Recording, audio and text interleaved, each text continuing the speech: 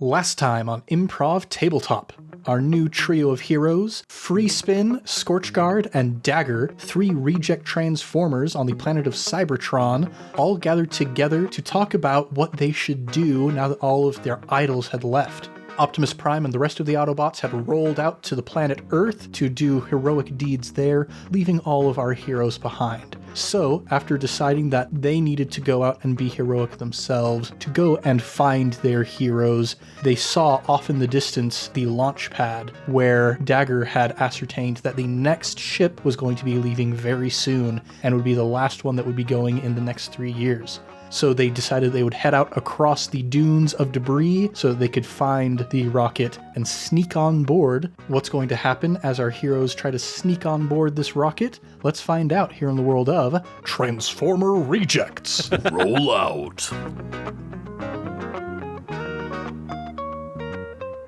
What's shaking, everybody? You're listening to Improv Tabletop, the Fate RPG actual play where we make up everything on the spot. I'm Ned Wilcock, your host and GM, and I'm joined by... Christian Randall, the beautiful. Thomas, the eager. Evan Peterson, I still live in fear. That palmetto bug is still hiding somewhere in your closet, isn't it? Somewhere. A whole week later. Waiting, watching. My real fear is that my laptop is pressed up against some clothes in this closet and it kind of makes it overheat. And I know they like warmth, so I'm more paranoid at like the hinge of my laptop just waiting for it to crawl through.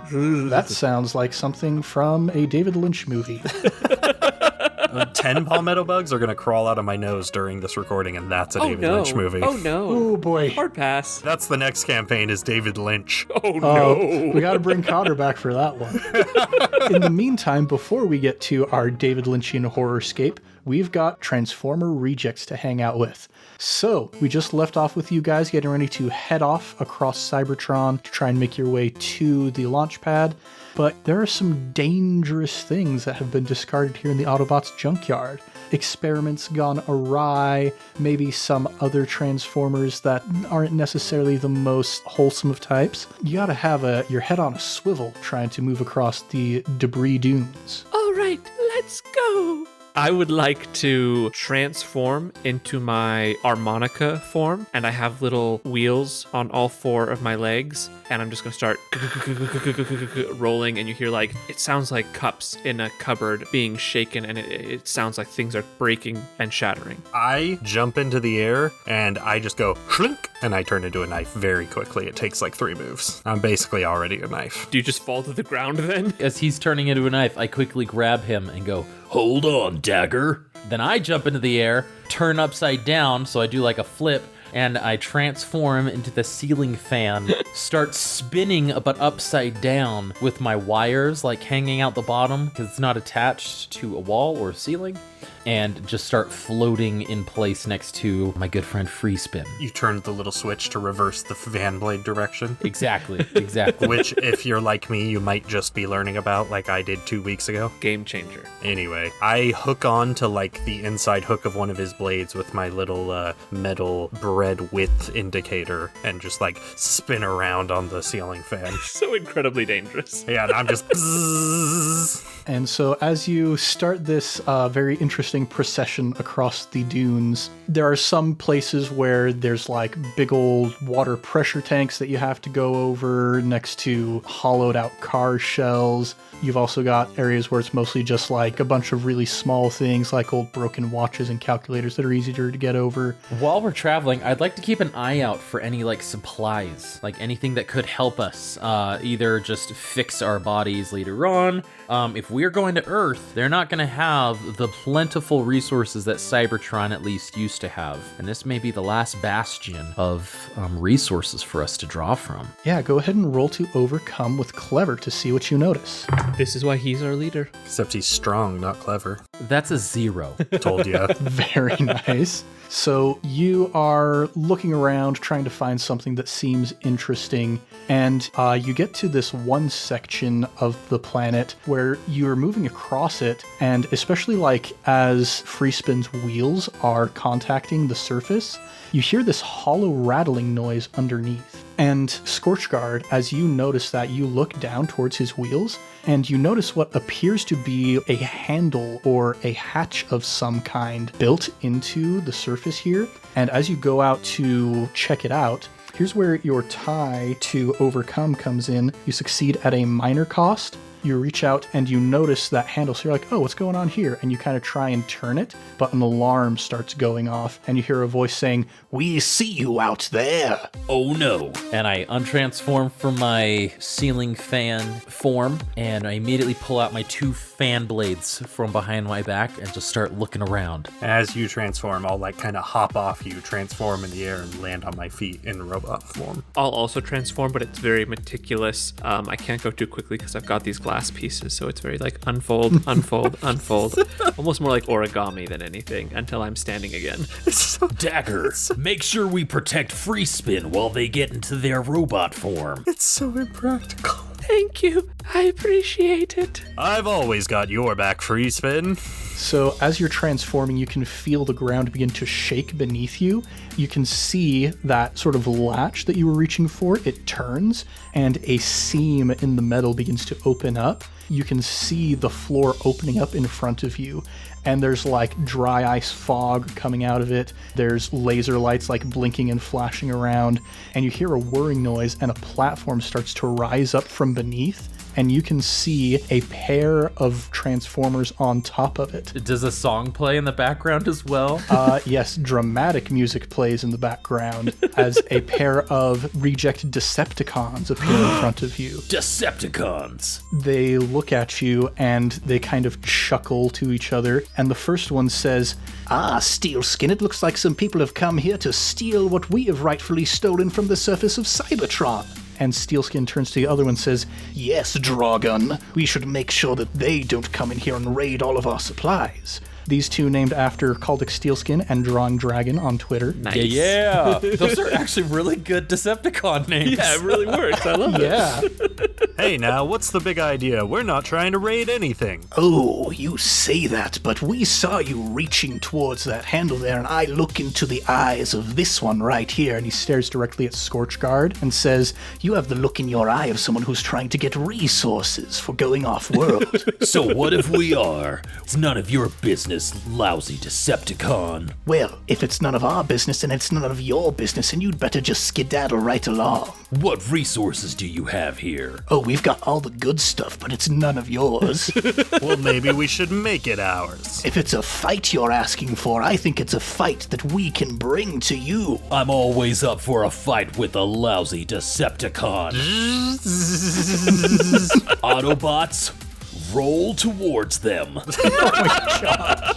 You're not quite high profile enough to use Optimus Prime's slogan. I wouldn't dare. He's not worthy. You're working your way towards it. So these two Decepticons begin to transform into their robot forms.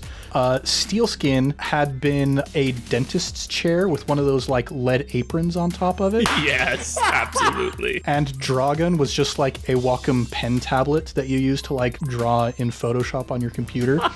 They begin to transform into their robot forms, getting ready for battle. Steelskin pulls out like a bunch of spikes on chains that he starts flailing around, and Drawgun pulls out the stylus from the drawing tablet, and it grows and extends into a sword that has all of these mechanical motifs along its surface. Nice. I'll get Dragon. And I just rush forward. Sounds like we're getting into an exchange then. Fighting robots. Once again, thanks to Emberglow Treasures on Instagram for that suggestion. Kristen, you rock.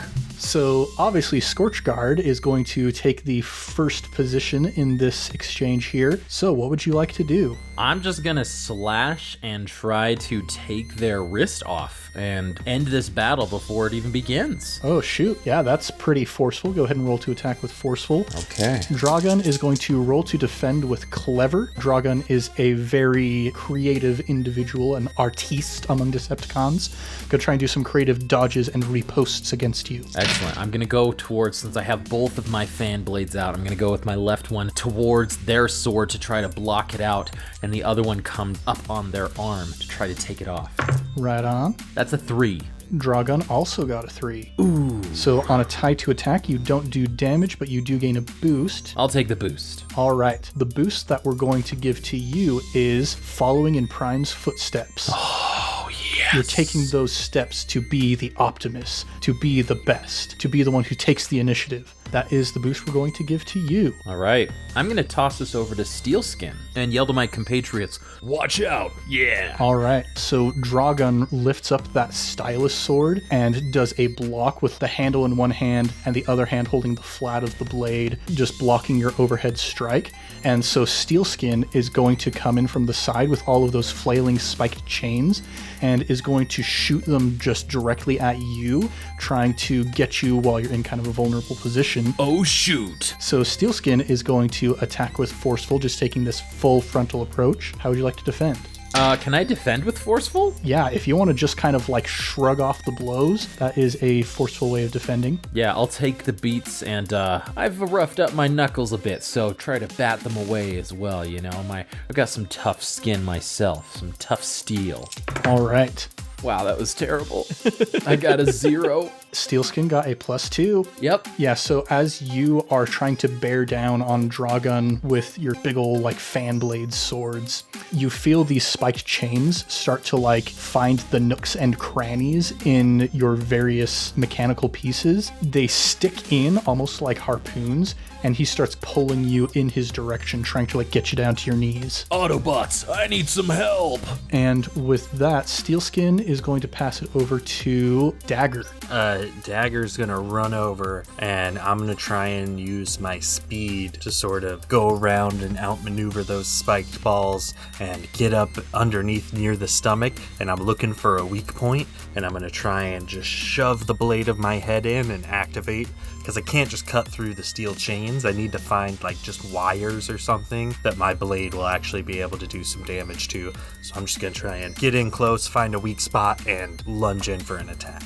All right. Yeah, I'll say looking for a specific weak point. That sounds pretty clever to me. So roll to attack with clever, but since you are very small and unobtrusive, Steelskin is going to try and defend with clever to see if he notices you.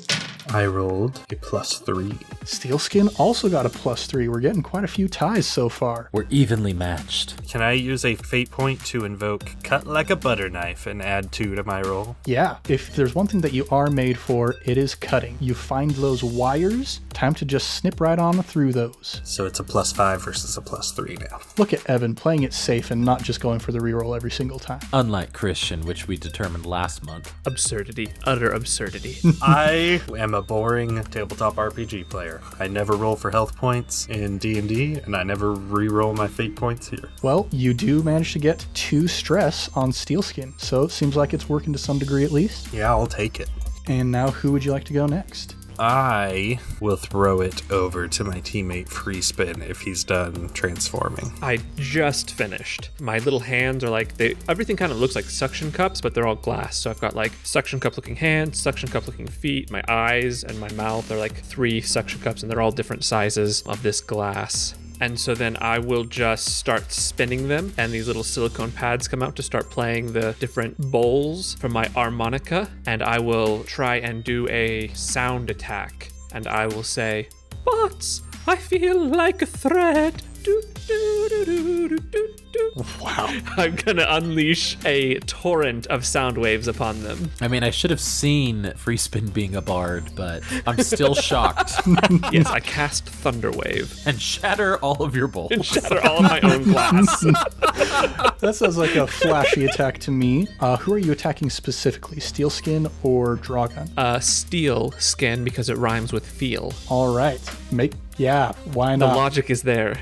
Sure. Steelskin is going to try and just hunker down and let the waves wash over him and try and power through it forcefully. For me, that is a +2. Steelskin only got a +1.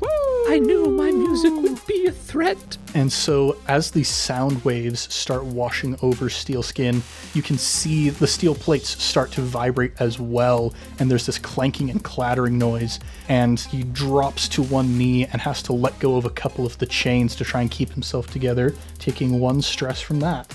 I found your frequency now. I look at the damage he takes, and I look back at Free Spin. I go, everybody's a critic.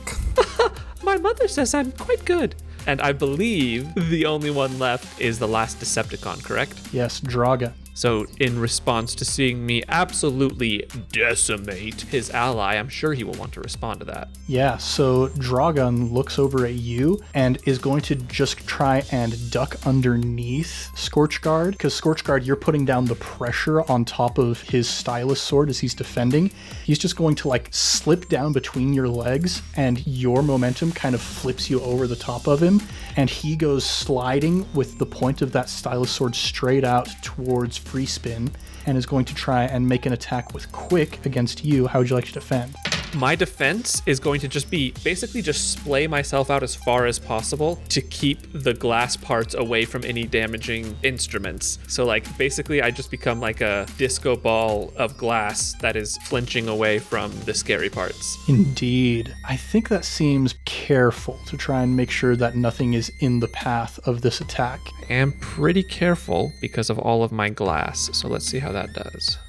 Hey, that's a +4. Hey! Dude, another tie. He also got a +4. Wow, look at all these ties. I would like to use my ability Glass Cannon. You know what? No, I'm not going to do it. I'll let him take the boost. All right, so he goes in and you manage to like just barely keep any of the glass from breaking, but in doing so, you've kind of gotten tangled up around his sword. So it's like right in the center of a bunch of your mechanisms, and you're in a pretty vulnerable place with that. So the boost I'm going to give to him is, I have you now. Nice. Solid. That is going to do it for Drawgun. We're going to go back up to the top with, we'll send it back to Scorchguard. Okay, yeah. So I no longer have Dragon in front of me. I do have Steelskin right next to me, though, right? Mm-hmm. All right, swinging away. Just going right to Steelskin. You Decepticons never learned your place. I just forcefully just smashing into them. All right, Steelskin's going to try and quickly duck underneath your blade swings. I got a +4. Nice. Steelskin got a +3. I'm going to use my free invoke as well, following in Prime's footsteps, and add a +2 to that. What more can you do to follow in Prime's footsteps than to destroy a Decepticon? Yeah. Exactly. And destroy a Decepticon, you do, in fact. Nice. Yeah, you go in there with those fan blades, one high, one low, tries to duck underneath the one that's going high, but doesn't notice the one coming in right towards his midsection, and he's already rattled a little bit loose from all of those sound waves, and so you go smashing through, and clangs and clatters as pieces go flying off in a bunch of different directions. And I imagine like they were coming from opposite directions as well. So like he dodged one direction directly into the blade of the other one, which caused him to... Yeah, bits of dentist chair go flying off into the horizon, and Drawgun looks over and says, No, Steelskin, I will avenge your death. I just point my other sword. You're next if you don't give us those supplies. Shoot. Are we the baddies? and who would you like to go next? I'll have Dagger. So Olive's still been like blade deep as this guy's like flinging around, and he kind of gets shattered off of my blade and flies off. And so I'm sitting there with like my blade free, and I kind of stop and look around, and I go, looks like I've only got one option, and I'm gonna charge the other guy sort of head first. I want to say dragon. I keep wanting to say dragon. Draga. Dragon. Named after drawing dragon. Okay, so that's why I've got dragons on the brain. And I'm gonna charge dragon again. I'm looking for that opening. I'm looking for the exposed wiring or the gap in the metal plating. Yeah, go ahead and once again roll to attack with Clever. Dragon is also going to roll with Clever to see if he notices you. Can't tell if it's a good DM face or a bad DM face. I once again got a +3. Got a +6. Holy moly. definitely noticed you. So I just go charging at him, and I jump up in the air, and I bring down my blade, and sparks just go as I just hit like metal on the outside that my long dulled blade can't even touch. And he looks down at you, trying to cut through his armor, and he goes, "Ah, pest!" And he just like flicks you off into, you don't go super far away, but you kind of clatter amongst some of the debris there. So he, because he succeeded with style to defend, is going to get a boost. And the boost I'm going to give him is, I've dented your ego. Ooh, that's cold. And does he just get a boost, or do I also take stress for that? He just gets the boost. Then I guess that's what I can do. And you know what? Seems like he's probably going to want to capitalize on that momentum. So I'll throw it to his turn for this round. Yeah, so he flicks you off and he's like, I don't need to worry about you right now. And he looks towards Freespin, who still has the stylus blade like right in the middle of all those mechanics,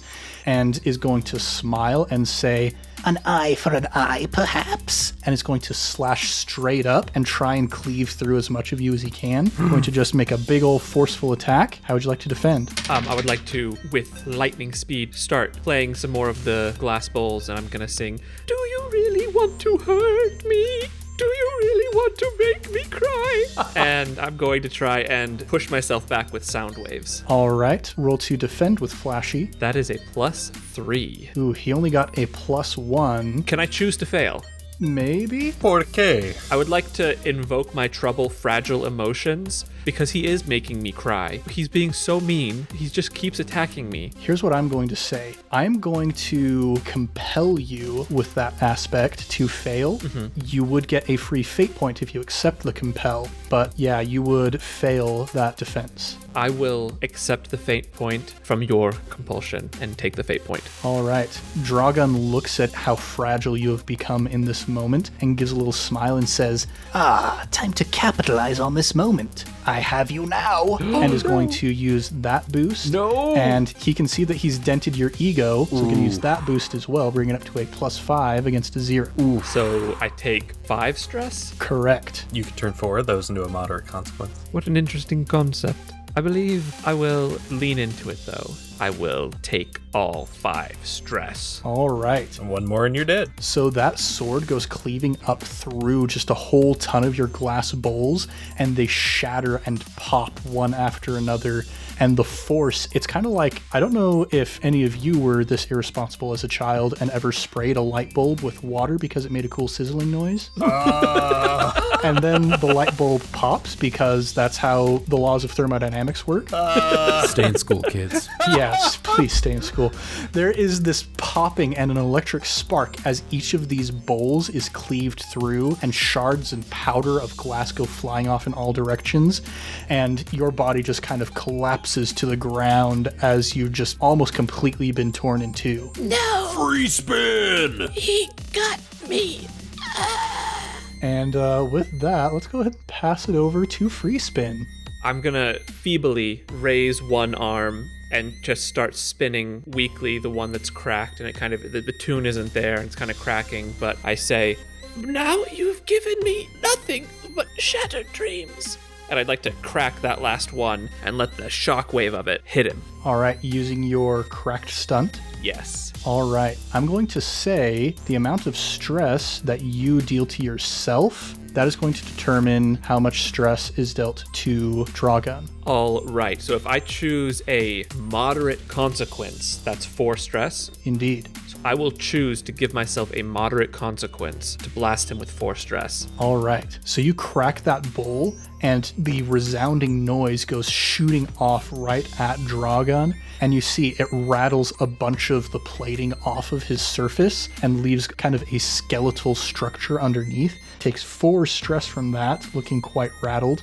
But the moderate consequence that we're going to give to you is shambles. There are very few bowls that you still have that have not been cracked yet. Is this going to be our first campaign with a character death? Maybe, we'll see. But you know, maybe there's another Autobot down there in their bunker. Who knows? Who has a less annoying voice, maybe. Oh my gosh. I see what's happening here. I know none of our audience will get it, but if you've ever played a role-playing game with Christian, this is actually not surprising at all that he's killing his first character to get a second. In full cinematic glory, as that glass pops, my hand will fall, reaching almost for Scorchguard to avenge me and all of my damage. He's so dramatic. I look over at Free Spin. Free Spin, my friend, I will avenge you. I take one of my massive swords that shouldn't be able to do this, but I chuck it directly at Dragon, and it doesn't spin. It just completely like blades straight towards them, like impossibly straight. I line up my shot, so might be a little bit careful, might not. All right, roll to attack with careful then. Dragon is going to try and dodge with quick. All right, that is a +2. Dragon also gets a +2. And this is where I will get my fate point. I'll use my aspect, transforming into Prime, and add a +2 to that because my friend is down, a Decepticon as a result of it. Enough is enough. You've had your last blow, Decepticon. And Dragon, as he sees the blade flying towards me, goes, No, this is impossible. We were going to take over the entire Cybertron. No. and the blade goes right into the center of his chassis, and you see bits of Wacom drawing tablet go flying off in all directions, each one landing perfectly next to a shard of a dentist's chair. I'd like to think my sword goes right into like the rock, and the camera shot's right there on the rock, and the sword goes, and then I just walk up to it as it's right by Free Spin, and I pull it out, and I kneel and look at Free Spin. Yeah, and we like see your reflection in the blade of the sword as you're walking towards it. Oh, yes! Yes! All you ever wanted. And Lockfire is already down next to Free Spin and looks up at you and says, Scorchguard, I don't know if he's going to make it. I kneel down and reach out to Free Spin. Free Spin, are you okay? As he's shattered, just terribly shattered in front Yeah, of like me. one of my cracked eyes looks up. The other one is like just on the ground, shattered. Not too bright, Scorchguard. In like a crackly voice from all of the shattered glass, you hear, Do I look okay? At this point, I walk up and say, let's just say there's a reason the Autobots stopped making themselves out of glass. Dagger, now's not a time to be criticizing his maker model. We've got to help him. Perhaps there are some supplies. Free Spin, we can. And I just start crying these oily tears out of my eyes, and they drop onto Free Spin's glass body, horribly mangled, shattered, cracked. Can't add oil to the water. It destroys the whole system. Stop. You must pull yourself together, Scorchguard. We're both made for destruction. We're not made to help fuse glass together. We must get Free Spin to Earth if we're ever going to have any hope of saving him. Gather up as many pieces as you can, and I get down and start collecting glass shards. I just died in your arms tonight. Oh my god. Don't say that, Free Spin. And I pick him up and cradle him in my arms, and one of the bowls falls out immediately and just like shatters on the ground, and It must have been something you did. my gigantic like thumb and finger are trying to pick up. shatters it more. Oh no. Scorchguard, you are not made to be maternal and loving. Put him down, and I will take care of this. Scorchguard, I can only hold so many pieces. I'm very small. You gotta get yourself together, man. Or you gotta get him together. I go to drop him, but I don't last second. One moment of clarity, and I gently jet him down. He's like, Lockfire, you help him out. I'll go get those resources we killed those Decepticons for. And I run off to look for the resources. All right, so you hop onto that platform. Dry ice fog is still coming out, and the lasers are still shining around. You got the touch! And you start going down into this bunker, and when you arrive at the bottom, it is just full of all of the finest discarded junk. Car parts that actually work, gears and servos and springs. There are refrigerators, air conditioning units, stoves, all kinds of stuff. Glass bowls? Maybe a couple glass bowls. I am going to give Christian a bit of creative prerogative here. Does he see one particular appliance off in the recesses of this bunker that maybe just doesn't have enough energy to turn on at the moment. Yeah. Christian, you dirty man. Did you text Ned after the first episode? Okay. Hey, Ned, I totally want to die. Christian, in our personal D&D campaign, texted another PC and told them to kill him during the session instead of texting me, the DM. So I don't think he would have texted Ned. Yeah, in the back corner, there's a machine unlike any you've seen before. It almost looks like there's a beam of sunlight coming through, highlighting it, and there's the soft sound of an angelic choir in the background. Yes. And sitting there, just shoved behind a refrigerator and a washing machine, you see an ice auger. Like for ice fishing? Yeah, for ice fishing. You guys ever use a motorized auger? You just drills a hole in the ice. How did you make yourself something worse? I can't reward myself for this kind of behavior. Is your name still Freespin? It would work. Maybe we can transfer my consciousness into this new, more stronger Autobot body. You know, the one that actually has like wires and an engine. Actually mechanical. So, yeah, Scorchguard, you look at this, and in your perfectly adequately fast processing unit, you think to yourself, this would be the perfect replacement for my friend. I grab this ice auger, which I just Googled and looked at. That's my Alaskan blood coming out, y'all. I run up and take the elevator with the song, "You got the dud," just starting over again as like the dry ice fogs out in the lasers. Free spin. I might have a solution. Instead of taking your broken, riddled, cracked, destroyed body to Earth, Okay, careful with that kind of language. I have feelings. perhaps we can transfer you into this. And I double check to make sure like there's no consciousness in here. So I like go to the head of the device, I guess. and I want to inspect if there's anybody living inside or if I'm not murdering another Autobot just to save my friend Autobot. Roll a clever check. If it's a Decepticon, it's fine, but... Oh, no. Oh, no. Oh, no. Oh, no. Clever? Yeah. That's a -1. Oh, this thing is totally empty, man.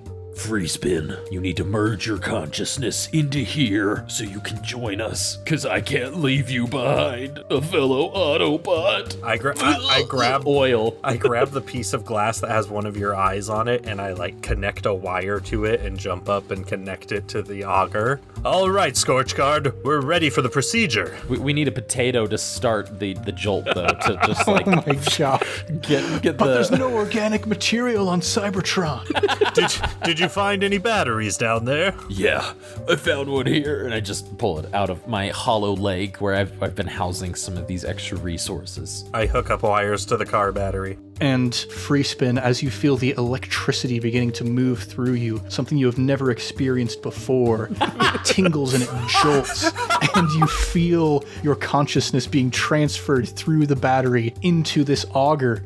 And when you arrive, there's somebody already here. Wait, what? But suddenly, your minds meld inside of this ice auger. Yes. Is he part Decepticon? I can see that it's working because The glass just shatters, I imagine. It's just like the glass. My previous body just disintegrates, basically. it must be working. That glass dust is really getting in my wires. And with a sputter and a start, the auger spins to life. We are free spin. Drilling slowly into the ground. Just the top is turning, like I'm spinning, but the drill isn't moving. And Scorchguard lock fire from your shoulders like, that's not creepy at all. We have free spin. We can finally go to Earth now. This will be the perfect tool to help us gain entrance into the spaceship. And I transform into my Autobot form, and I'm pretty small, but I have just one massive arm that is just like a crazy big looking drill, and I kind of like have little feet that step forward really quickly, and I just... So your top half of your body is just way heavier than the bottom half of your Oh yeah, robot like my body. body folds out from like where the engine is on the auger, and then the giant auger drill part is just one crazy huge arm that spins really fast. Yeah, I'm looking at this picture and I'm just picturing these two tiny handles as your legs. Yes, that is exactly what it is. And then the giant auger. So you guys begin heading off in the direction of the launch pad, ready to infiltrate the rocket. But there is a little bit of housekeeping. Because Free Spin, you are no longer in your old body, I'm going to need to alter that moderate consequence you have. I'm going to change it to a mind divided, because you are now half Decepticon. Oh, yes. I knew it. And that is where we're going to pick up next time. Everything is okay. Not a problem at all, Scorchguard. You are doing a great job leading this team.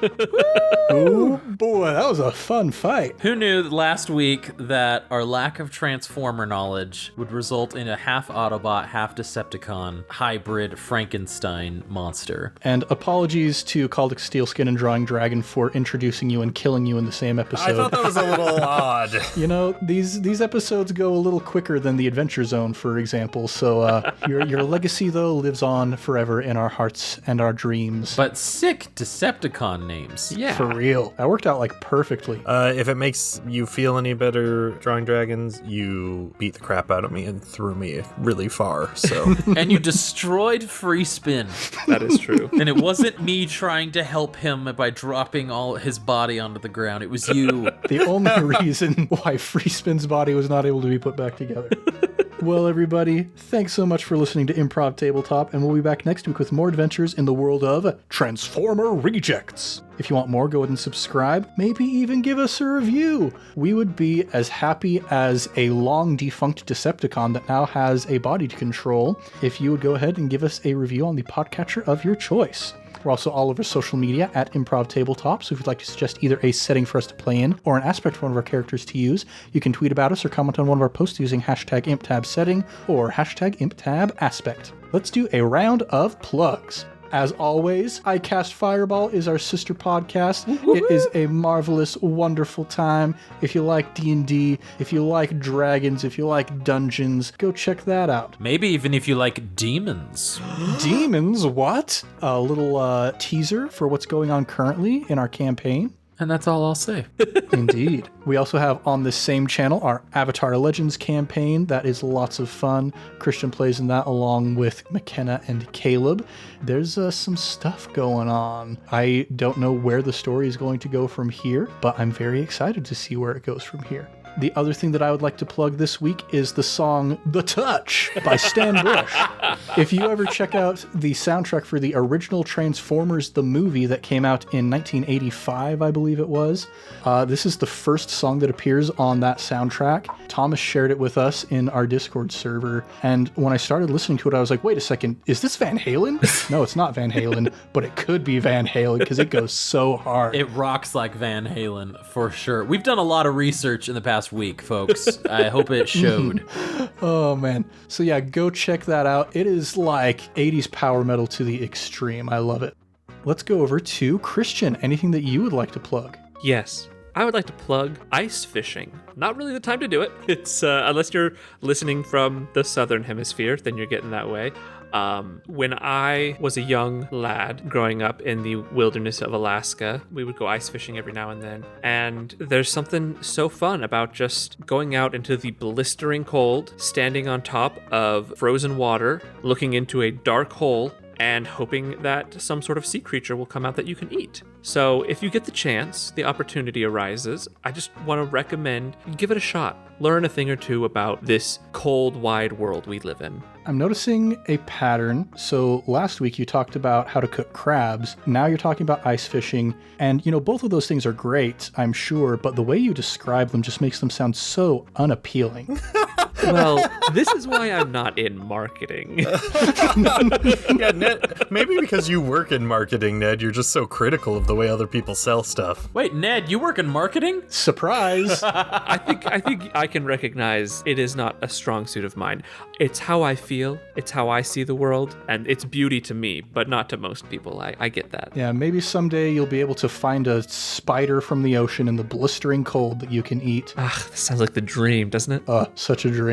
Some kind of dream. Anyway, Thomas, is there anything that you'd like to plug? Folks, I just want to plug having a good laugh. Not at other people's expenses, maybe at the expense of yourself, but just having a good old belly laugh where your head starts to hurt afterwards and your nose starts to run a bit I just want to plug that, especially during allergy season when you need something to laugh about. And when your nose is already running. There you go. Exactly. You're already halfway there. And then, Evan, is there anything that you would like to plug? I would like to plug the salt shotgun. Yes.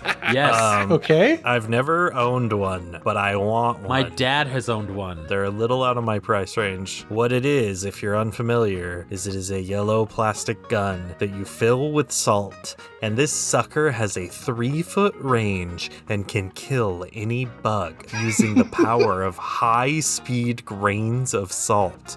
I wish I had had one tonight with me as I went to war against this palmetto bug. But straight up, I pulled this thing. This is not a sponsor. There's only one brand I know of. It's called the Bug Assault. Get it? Mm-hmm. And pulling it up on Amazon, there's pictures of this guy shot 30 horseflies with one, and he got a picture of them. Someone said they go out at night with a flashlight and hunt black widows. Whoa. They say they can get them from 1 to 2 feet away, so they don't even have to get too close. That is too close. I want one so badly after tonight. They are fascinating. You really should go take a look at them. My mom got me one for Christmas a few years ago. I'm so jealous. Do you use it? I prefer the electric racket we have. Cool. Can you ship me the salt shotgun? I'll buy it off you for a discounted price. Message me after the podcast. We'll make a deal. Anyway, check out the salt shotgun. I should say I've never used one. If it's like an unethical thing for like any animal activists, sorry, I immediately rescind my endorsement. But I have no idea. I just think it sounds cool, and I really want a long-range way of killing the bugs in my house. Don't we all? Well, thanks everybody so much for joining us here in the world of Transformer Rejects. I'm Ned Wilcock, your host and GM, and I've been joined by... Christian Randall, you spin me round, right round. Thomas, despising Decepticons. Evan Peterson, bug assassin. Much love and stuff, everybody. We'll catch you next time on Improv Tabletop.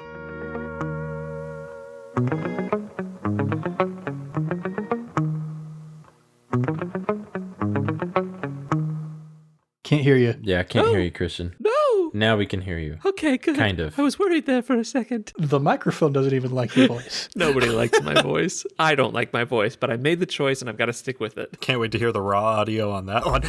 It's here! It's here! Help, it's again. Murder boy. it. Oh, it's in such a hard position to hit with my sandal. It's okay, just believe. The power of friendship will aid you. There's a book called The Secret. My dad was big into The Secret. Here's the thing, I hit it and it fell, and now I can't find the body, which is almost worse, because what if it's angry now? This is like Black Widow. There's no body to confirm the kill. Here's the thing, if this makes it in, I'm about to ruin every movie and TV show ever for you. If you don't see a character die, if it happens off screen or is just talked about, they're not dead. They're never dead. That's like the first rule of screenwriting. Or the show's getting canceled. There we go. Also, good GMing advice for all of you GMs out there. Anyway, I still live in fear, but maybe I'll just hope. All right. Take 2.